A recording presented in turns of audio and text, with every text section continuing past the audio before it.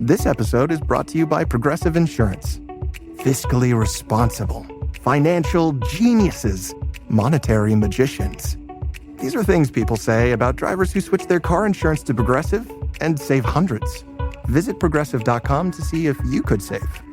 Progressive Casualty Insurance Company and Affiliates. Potential savings will vary, not available in all states or situations. Come to DSW for the shoes, stay for the fun. Because let's be honest, if shoe shopping isn't fun, are you even doing it right? So go ahead, try something new. Try something different.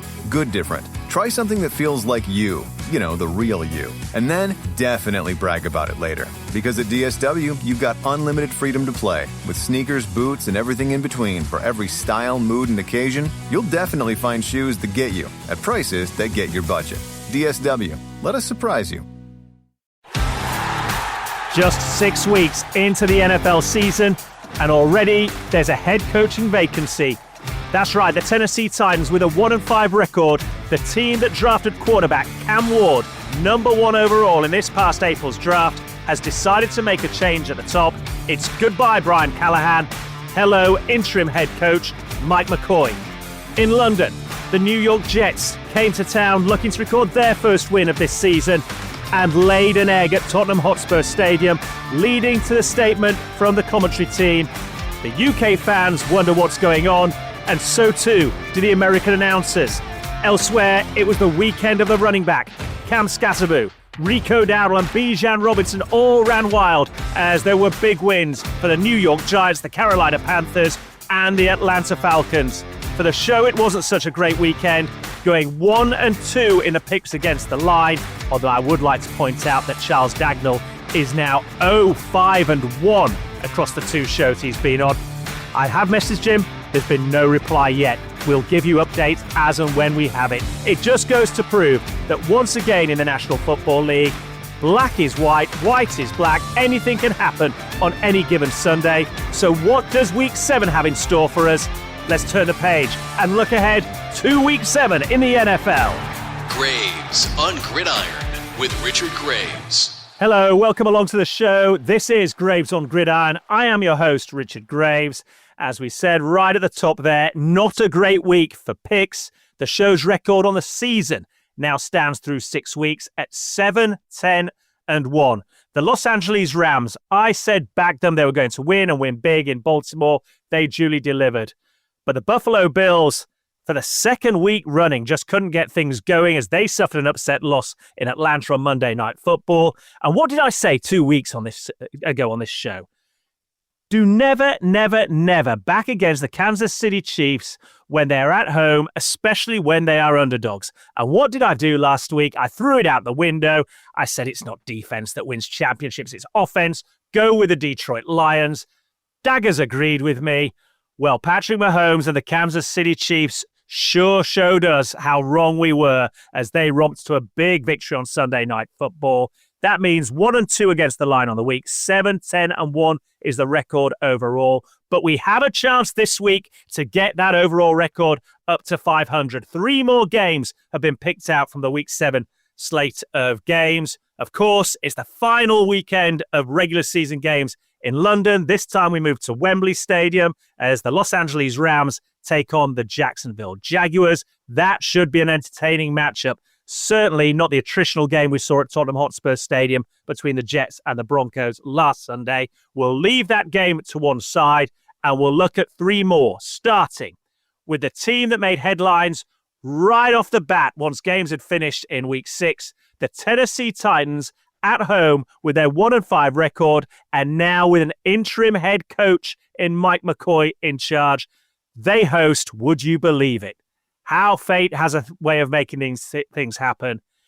Former head coach Mike Vrabel and his New England Patriots with a 4-2 record come into town. Look, the Titans said enough was enough last weekend. They saw themselves on the road lose 20 points to 10 to the Las Vegas Raiders. You had Jeffrey Simmons, their veteran safety, coming out after the game, flat out admitting it had been a bad week of practice. Their 3-14 last year is a 4-19 record for the duration of Brian Callahan's tenure as head coach. And the ownership just said, look, enough's enough. We want consistency, but we're not seeing enough advancement in the bigger picture here. So they turned to Mike McCoy, the senior offensive assistant, as interim head coach. Remember, he was the head coach of the Chargers between 2013 and 2016. His record in that time, 27 and 37. Will he be any better with a second chance? Well, I guess we're about to find out. But he's taken over an offense which ranks 31st in the NFL in both passing and points scored. They've scored over 20 points just once this season.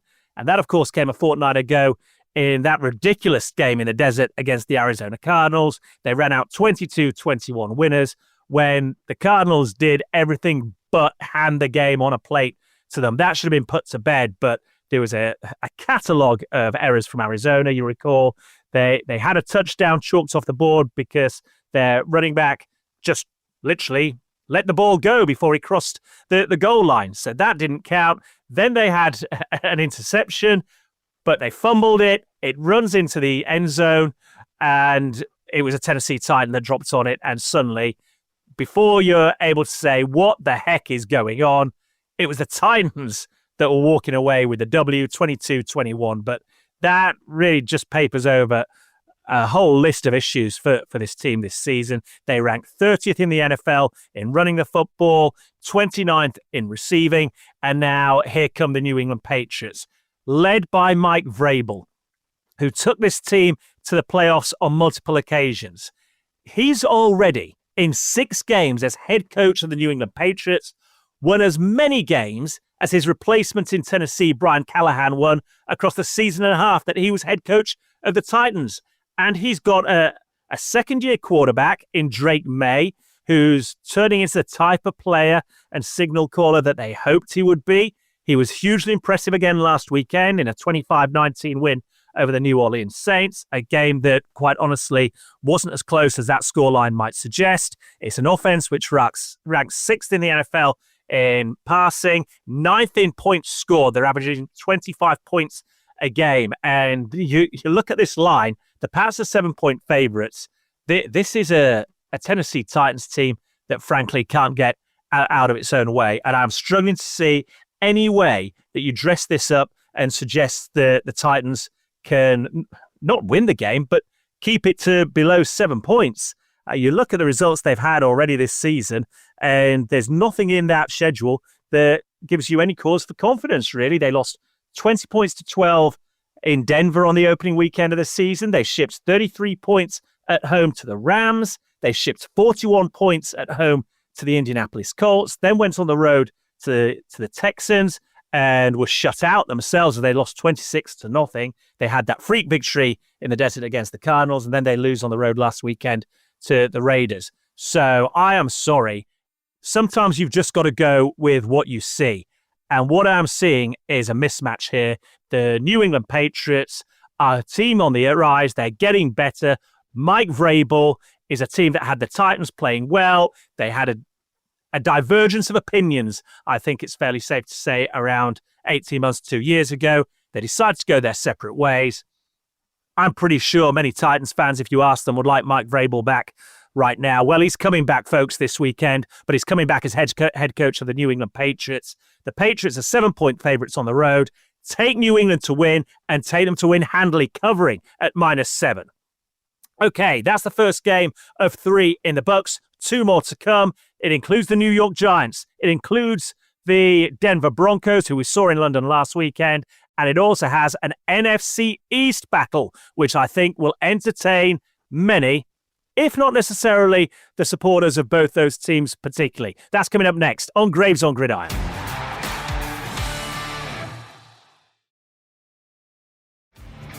Graves on Gridiron with Richard Graves. Welcome back to the show. We have 2 more games to look at ahead of the Week 7 slate for you. We've already looked at the New England Patriots taking on the Tennessee Titans. Things going well for New England. Things on a downward curve at the moment for Tennessee. Next, we go to the 4-2 Denver Broncos, fresh off a transatlantic trip, a successful trip to the Tottenham Hotspur Stadium in London.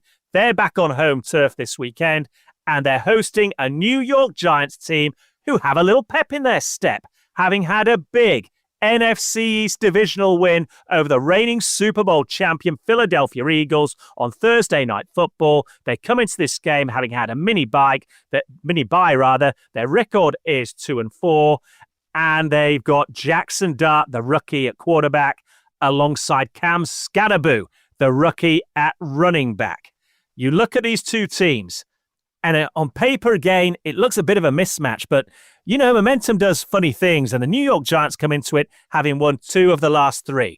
Cam Scatterboo comes into it having scored 3 touchdowns against the Philadelphia Eagles on Thursday Night Football, and Jackson Dart has provided a spark at quarterback that this team has been crying out for years. It's given everybody in New York and supporters of the Giants hope. Now, there are going to be growing pains. We saw that tight win over the LA Chargers, backed up with a disappointing loss, mistake-riddled loss on the road in New Orleans against the Saints. But then they come back home on a short week, and they handle a Philadelphia Eagles side that many people, me included, thought would have a bounce-back game, having lost, of course, to the team the Giants play this weekend, the Denver Broncos.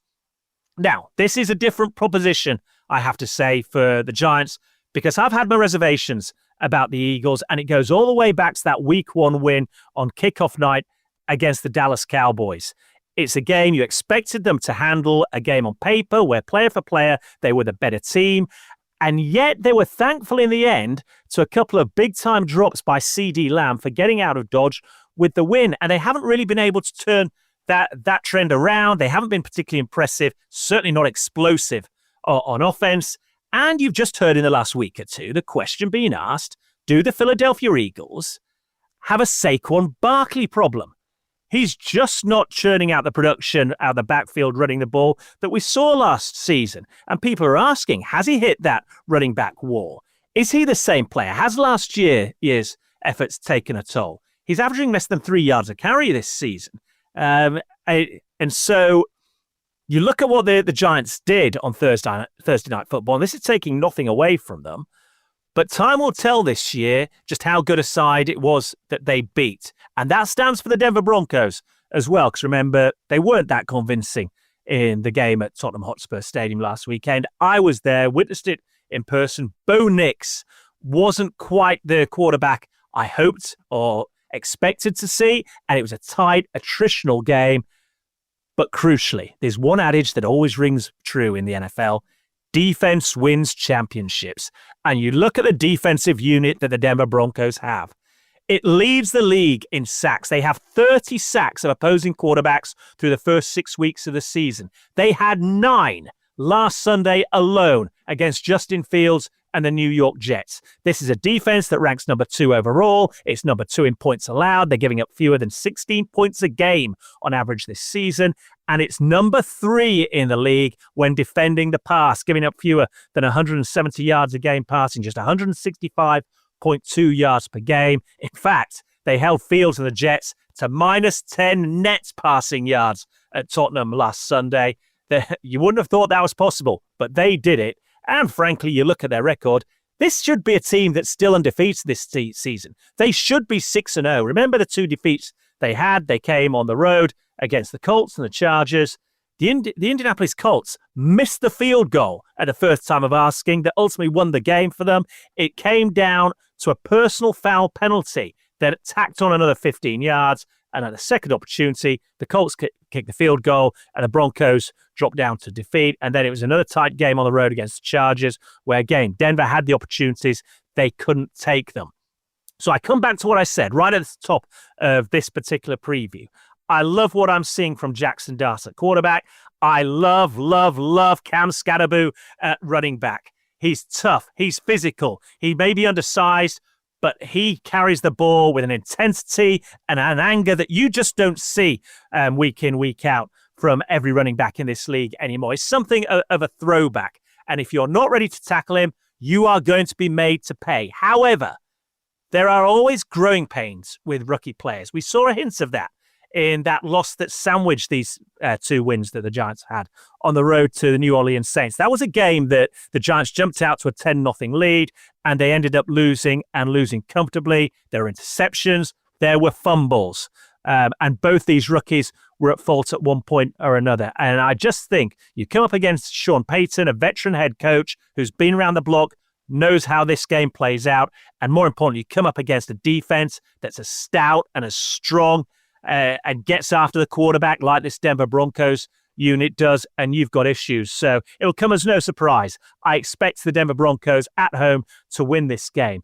But the line I'm looking at here is the net passing yards for the New York Giants.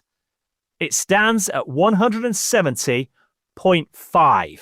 And you look at what has been achieved in recent weeks for Jackson Dart and this New York Giants offense, and that gives you a bit of an insight as to where I'm going to go here, because I think when you're coming up against a defensive unit that ranks number 3 in the NFL right now against the pass, you know you're going to be in for a tough day, and that applies to Jackson Dart and this unit for the New York Giants as an offense, which hasn't at any point set the world alight. And so when you look at what's been laid out there, Jackson Dart hasn't made it over 220 passing yards this season to date.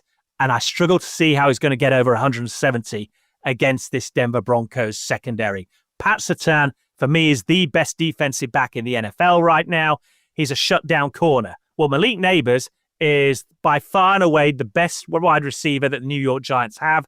They lost him 3 weeks ago, rather, in that victory over the Chargers for the season. So now you're looking elsewhere and saying, where's the deep threat coming from? Is it going to come from Robinson? Is it going to come from Slayton? Well, these are the type of players that can make plays, but they're not going to stretch the defense. They're not going to get behind the secondary. So it's going to be a lot of dink and dunk and a heavy ground and pound game. They'll try and keep it tight. That's their best chance of winning. And if you start seeing Jackson Dart drop back on 5 and 7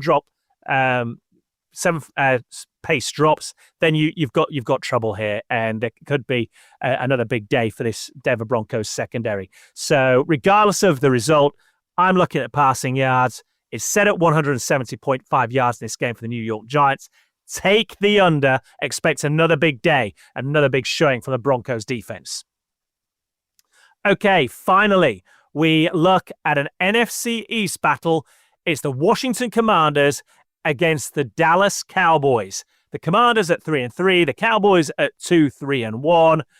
I'll be honest, straight up, I have no idea which way this game is going to go. You saw the Cowboys off a big performance in New York against a hapless Jets side 2 weeks ago, then go into Carolina and make a quarterback in Bryce Young, who looked very ordinary to this point this season, look good, and just allowed that Panthers running game to run amok over their defense. And then you had the Commanders at home on Monday Night Football against the Chicago Bears team, and the Commanders made mistakes, and ultimately they came up short and they lost the game. So is it the good Commanders, the bad Commanders, the good Cowboys, or an average Cowboys defense at best? Can that show up in this game? I don't know. What I do know is we're going to see points in this game. The line is fairly high. You'd expect that. It's at 54.5 total points for this game. You've got 2 playmaking quarterbacks. Jaden Daniels for the Commanders makes plays with both his arm and his legs. And he's got a rookie running back in Jackery Krosky-Merritt, who was taken in the 7th round. Stop me if you've heard this before for the Washington Commanders. He was with the 29th pick of the 7th round in this year's draft, taken by the Commanders. And he's impressed so much that they allowed Robinson, their veteran running back, to be traded away to the San Francisco 49ers. And now you've got Krosky-Merritt that's starting. He's averaging 5.7 yards per carry on just 60 carries this year. He's already racked up a total of 344 yards. I referenced the Panthers against the Cowboys defense last weekend. Rico Dowdle averaged over 6 yards per carry in a game. He toted the rock 30 times and finished up with 183 on the ground. He also had 50 or 60 more in the air. I think he finished with 234 scrimmage yards in total. And you're now talking about a Cowboys defense that's made Jalen Hurts look good this year. Well, you can say he's the reigning Super Bowl MVP. Yes, he is. But he hasn't looked particularly impressive in any other game this season. Russell Wilson looked like the Russell Wilson of 5-6 years ago when he played against this Cowboys defense, throwing bomb after bomb and finding players in the end zone. Caleb Williams had a career day for the Chicago Bears. Jordan Love did as he pleased with the ball in his hand in a 40-40 tie. Justin Fields even looked good against this Cowboys defense, certainly in the second half. And then Bryce Young last week had his best game of the season as well. So if they can all look good, what exactly do you think Jaden Daniels is going to do in what he will hope is a bounce-back game this Sunday afternoon? And then on the other side of the ball, as bad as the Dallas D has been this season, and make no mistake, it's on course to be historically bad, Dak Prescott at quarterback, I'm not even going to try and dress this up. He is playing the very best football of his career right now. He's the number 1 rated passer in the NFL today. He's got 11 touchdowns, a total of 813 yards with 0 interceptions in his last 3 games, a passer rating of 127.4, and yet somehow this Cowboys team has contrived to go 1-1-1 in those 3 games. That has never happened since the merger in the NFL. This is an offense which ranks number 1 overall. It's second in passing. It's third in putting points on the board. In 4 of 6 games this year, they've scored 27 points or more. And Javonte Williams at running back is toting the rock as well. So I go back to what I said right at the top of this preview.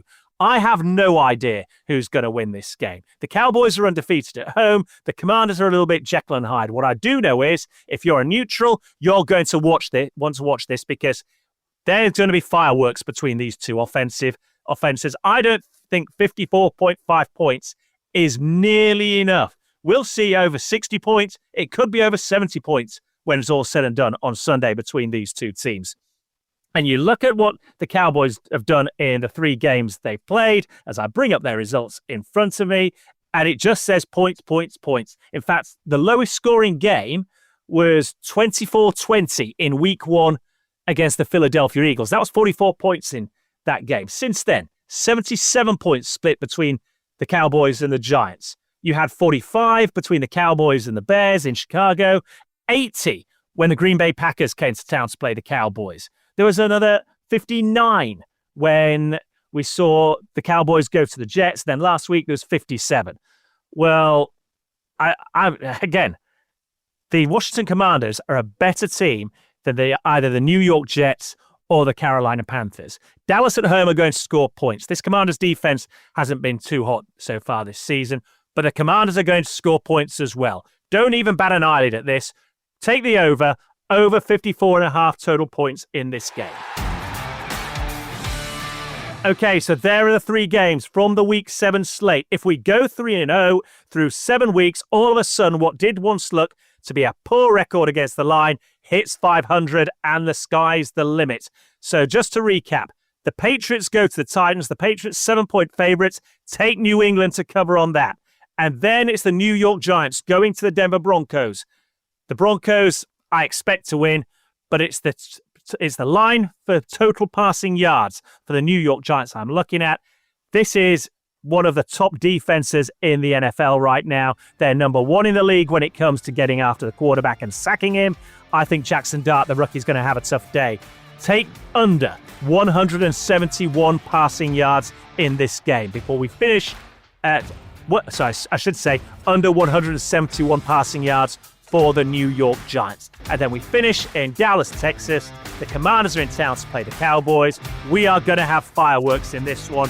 Take the over. More than 54.5 points in this game. We are going to be royally entertained, I assure you, when Washington and Dallas meet in an NFC East divisional battle. As I always point out at this juncture in the podcast, it is primarily about having fun. We all enjoy the entertainment the NFL teams lay out for us every Sunday. This should be no different. This is just intended to accompany that. Enjoy it.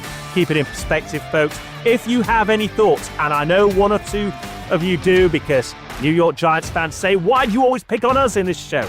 It's because your team always delivers. By far and away this season, the most successful picks we've had on Graves on Gridiron are when we've been taking a line that involves the New York Giants.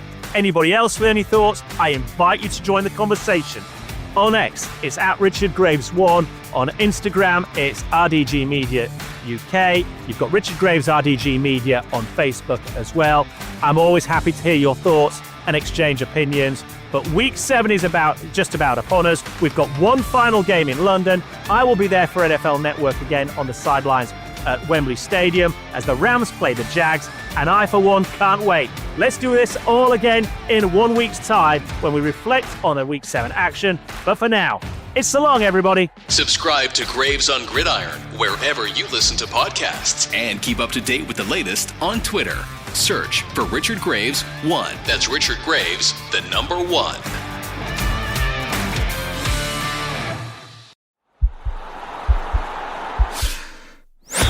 This podcast is part of the Sports Social Podcast Network.